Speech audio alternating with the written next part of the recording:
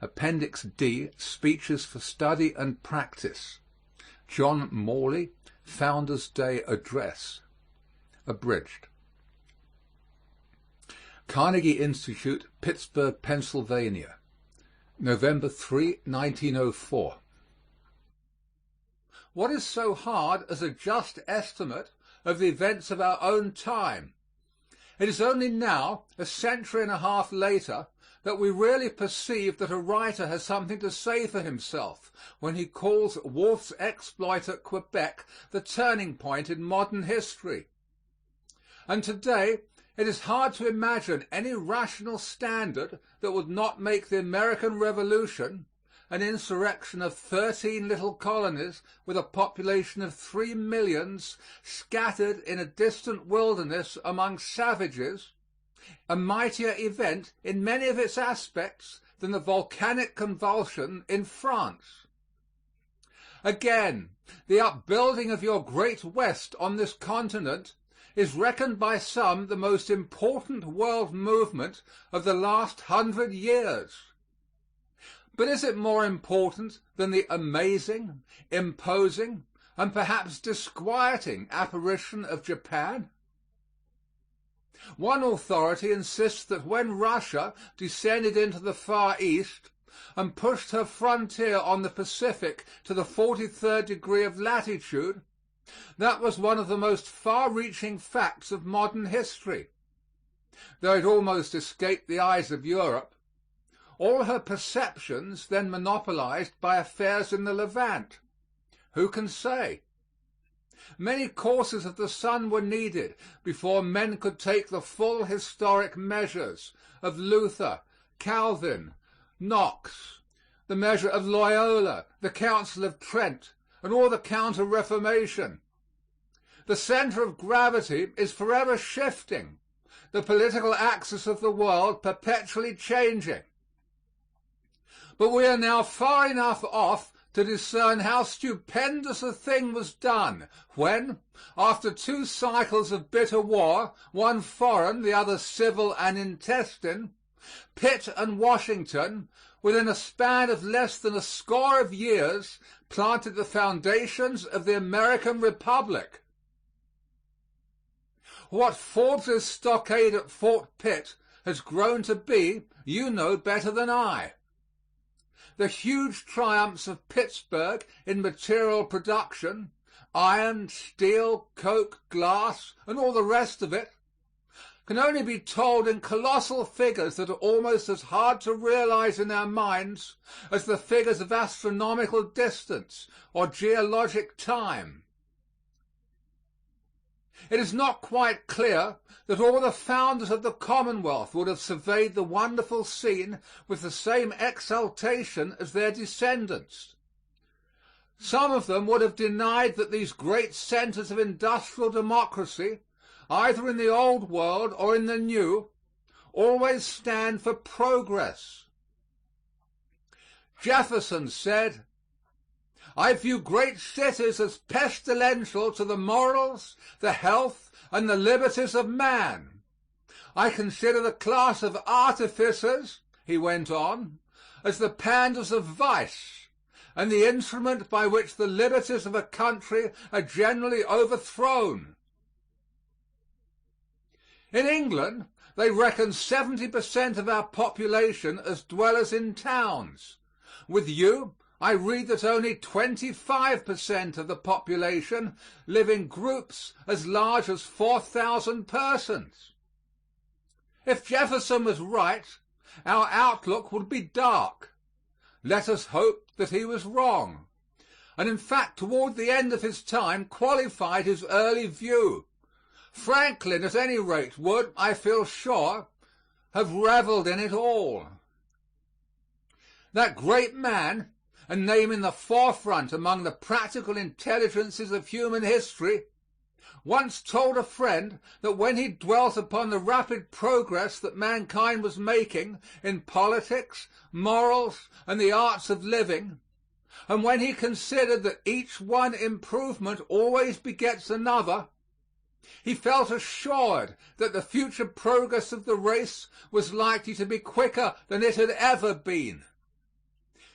He was never wearied of foretelling inventions yet to come, and he wished he could revisit the earth at the end of a century to see how mankind was getting on. With all my heart I share his wish. Of all the men who have built up great states, I do believe there is not one whose alacrity of sound sense and single-eyed beneficence of aim could be more safely trusted than Franklin to draw light from the clouds and pierce the economic and political confusions of our time.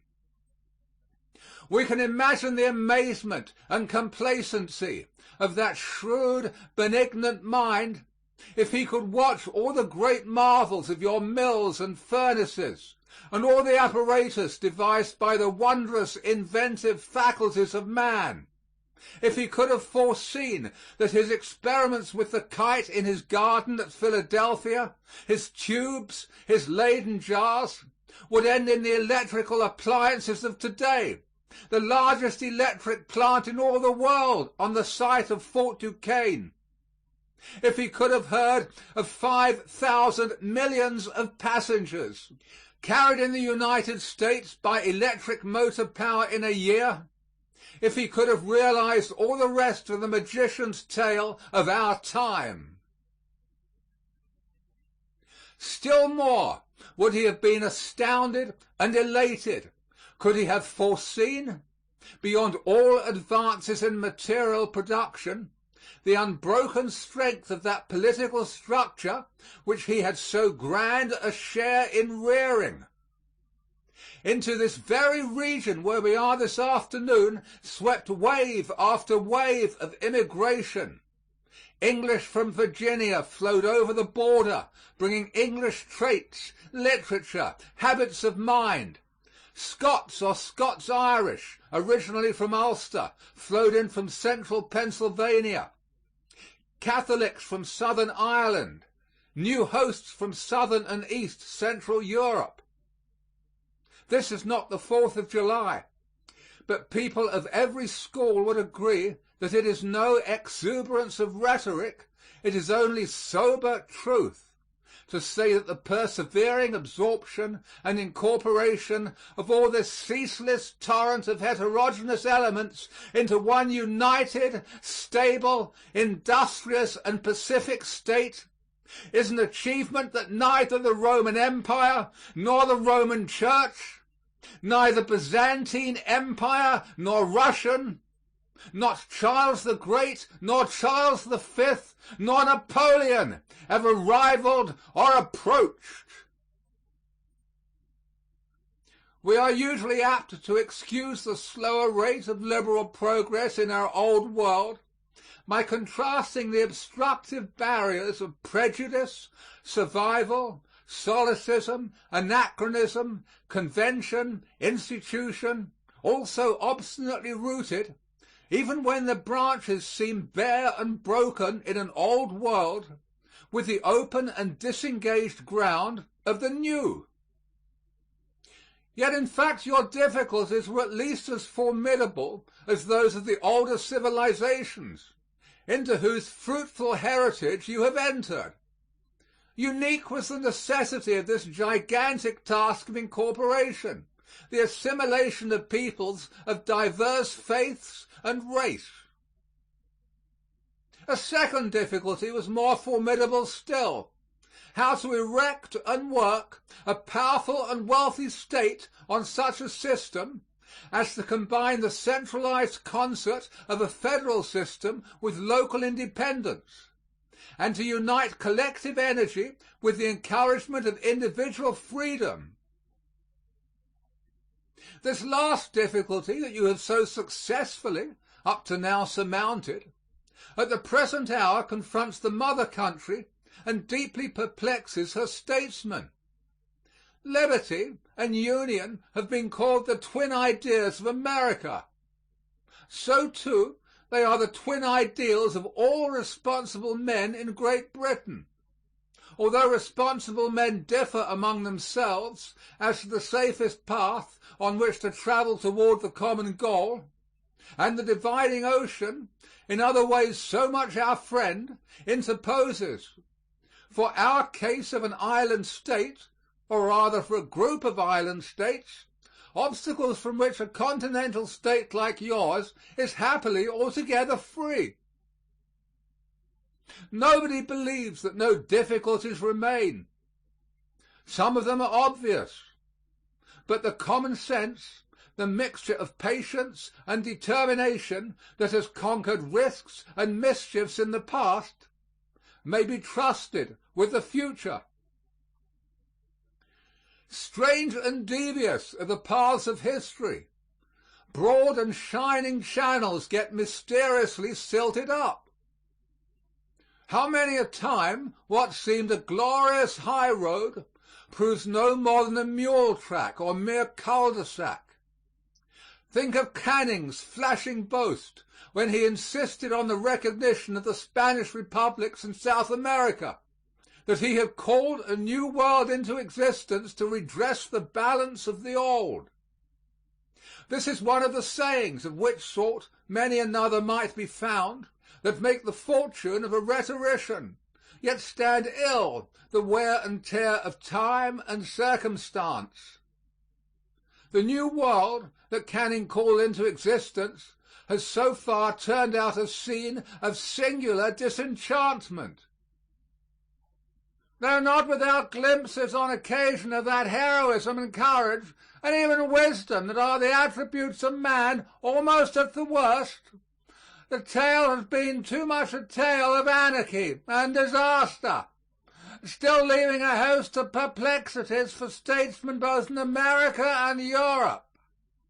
It has left also to students of a philosophic turn of mind one of the most interesting of all the problems to be found in the whole field of social, ecclesiastical, religious, and racial movement. Why is it that we do not find in the South, as we find in the north of this hemisphere, a powerful federation, a great Spanish-American people stretching from the Rio Grande to Cape Horn?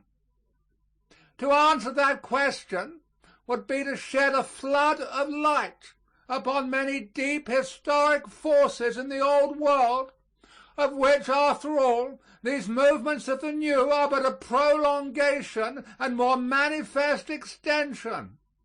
What more imposing phenomenon does history present to us than the rise of Spanish power to the pinnacle of greatness and glory in the 16th century? The Mohammedans, after centuries of fierce and stubborn war, driven back, the whole peninsula brought under a single rule with a single creed, enormous acquisitions from the Netherlands of Naples, Sicily, the Canaries, France humbled, England menaced, settlements made in Asia and northern Africa, Spain in America become possessed of a vast continent, and of more than one archipelago of splendid islands. Yet, before a century was over, the sovereign majesty of Spain underwent a huge declension.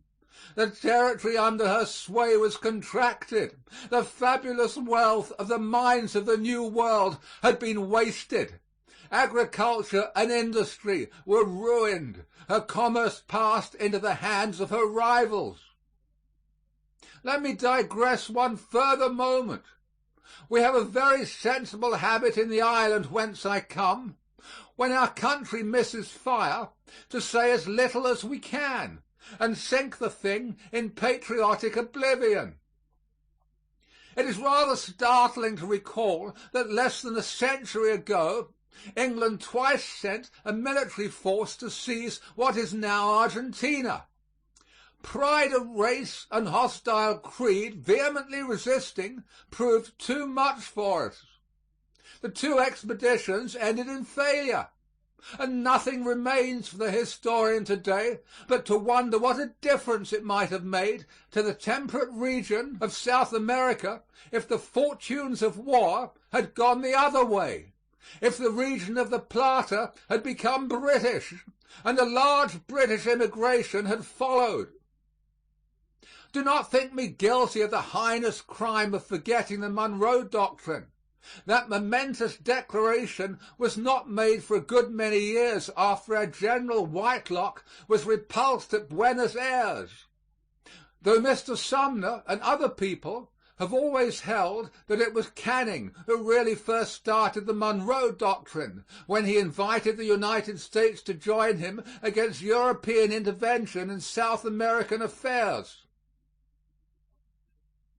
The day is at hand, we are told, when 4/5 of the human race will trace their pedigree to English forefathers, as 4/5 of the white people in the United States trace their pedigree today. By the end of this century, they say, such nations as France and Germany, assuming that they stand apart from fresh consolidations, will only be able to claim the same relative position in the political world as Holland and Switzerland. These musings of the moon do not take us far. The important thing, as we all know, is not the exact fraction of the human race that will speak English. The important thing is that those who speak English, whether in old lands or new, shall strive in lofty, generous, and never-ceasing emulation with peoples of other tongues and other stock for the political, social, and intellectual primacy among mankind. In this noble strife for the service of our race, we need never fear that claimants for the prize will be too large a multitude. As an able scholar of your own has said, Jefferson was here using the old vernacular of English aspirations after a free, manly, and well-ordered political life, a vernacular rich in stately tradition and noble phrase, to be found in a score of 1,000 of champions in many camps, in Buchanan, Milton, Hooker, Locke, Jeremy Taylor, Roger Williams, and many another humbler but not less strenuous pioneer and confessor of freedom. Ah, do not fail to count up, and count up often, what a different world it would have been but for that island in the distant northern sea. These were the tributary fountains that, as time went on, swelled into the broad confluence of modern time. What was new in 1776 was the transformation of thought into actual polity. What is progress? It is best to be slow in the complex art of politics in their widest sense, and not to hurry to define. If you want a platitude, there is nothing for supplying it like a definition. Or shall we say that most definitions hang between platitude and paradox? There are said, though I have never counted, to be 10,000 definitions of religion.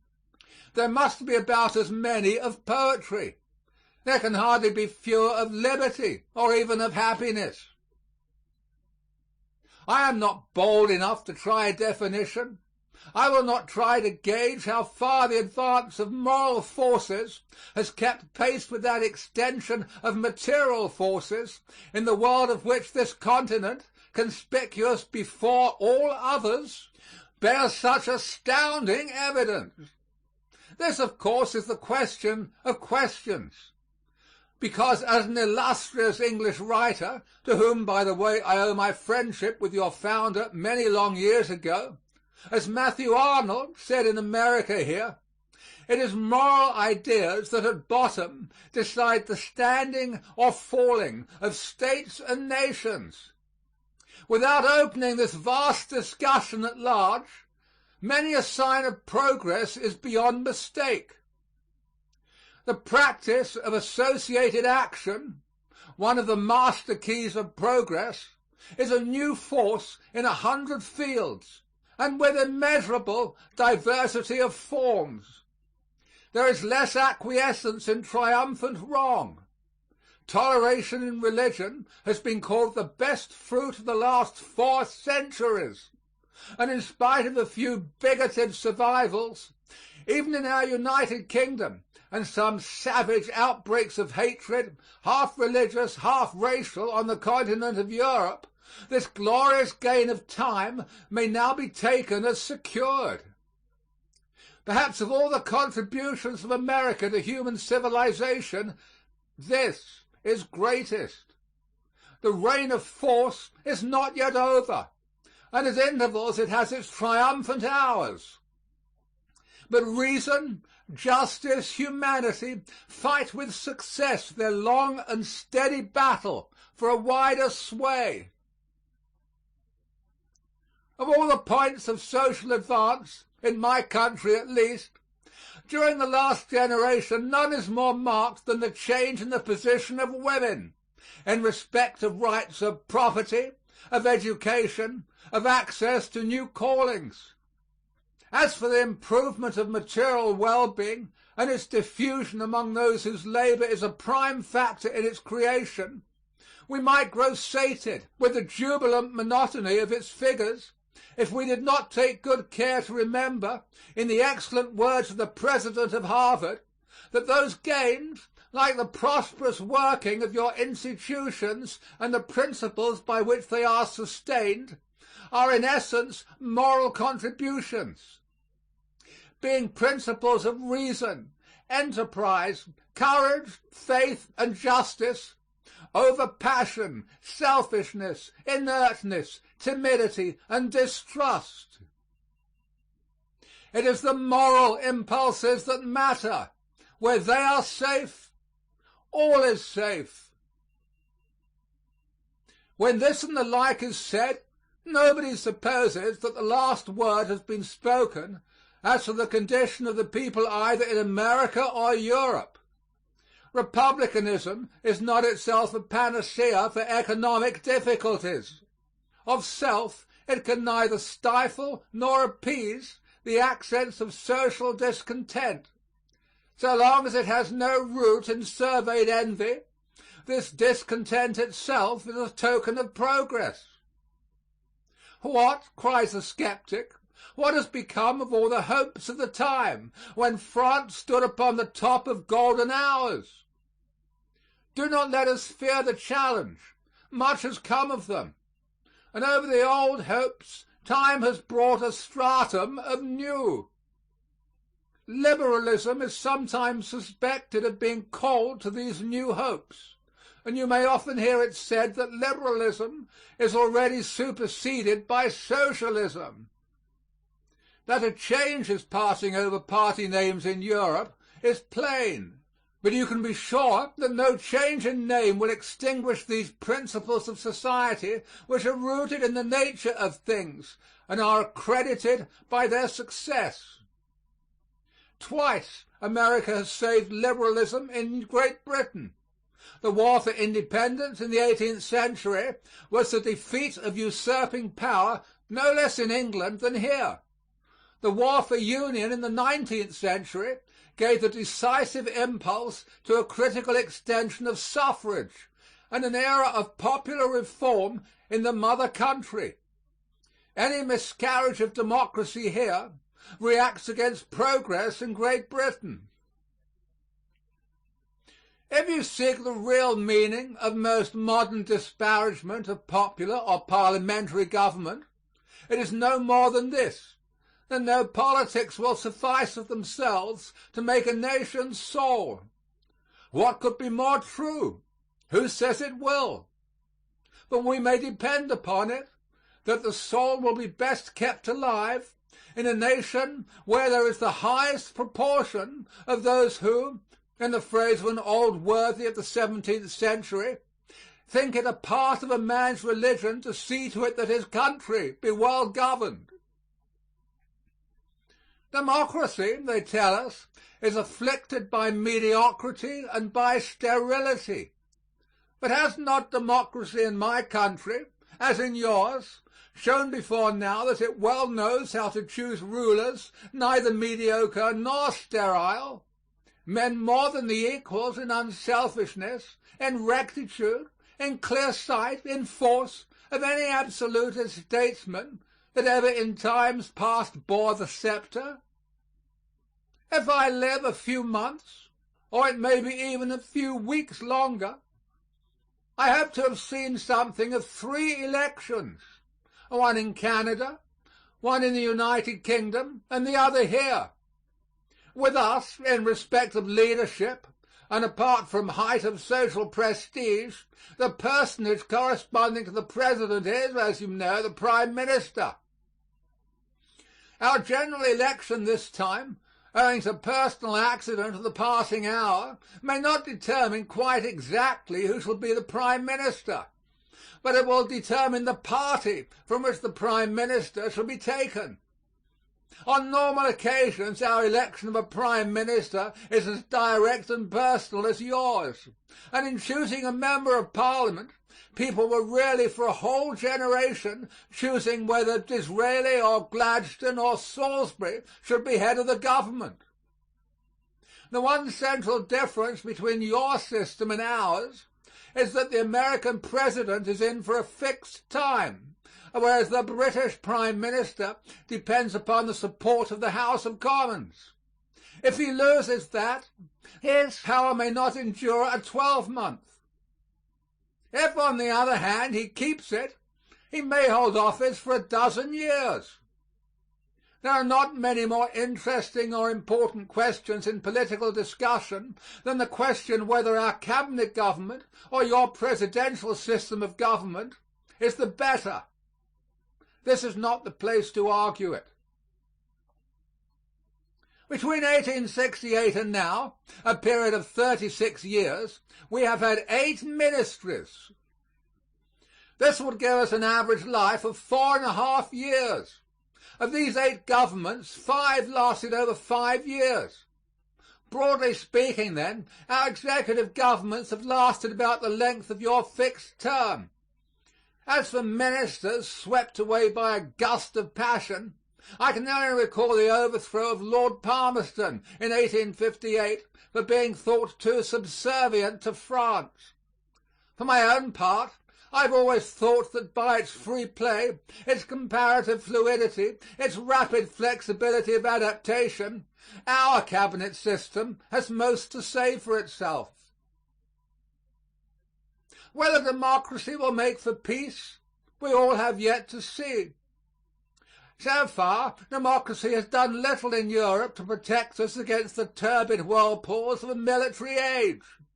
When the evils of rival states, antagonistic races, territorial claims, and all the other formulas of international conflict are felt to be unbearable, and the curse becomes too great to be any longer borne, a school of teachers will perhaps arise to pick up again the thread of the best writers and wisest rulers on the eve of the Revolution.